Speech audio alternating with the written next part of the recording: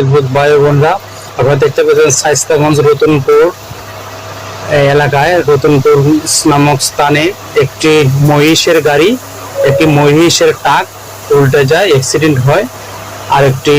আরেকটি মডার্ন হবিগঞ্জ, ও আপনারা নিজে দেখতে পাচ্ছেন যে একটি মহিষের গাড়ি, তিনটি মহিষ জায়গাতেই মারা যায়, আর বাকি আরো 4টি মহিষ এখন পর্যন্ত জীবিত আছে। এই যে আপনারা দেখতে পাচ্ছেন, আসলে এই টাটা গাড়ির যে নাম্বার প্লেটটা, এই নাম্বার প্লেটটা আসলে দেখানো সম্ভব হচ্ছে না।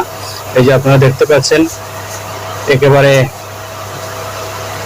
দুমড়ে মুচড়ে শেষ হয়ে যায়। একটি বাসের সাথে এই ট্রাকটির সংঘর্ষ হয়। এই যে মূলত এই ট্রাকটি ওভারটেক করতে গিয়ে এই দুর্ঘটনা ঘটে।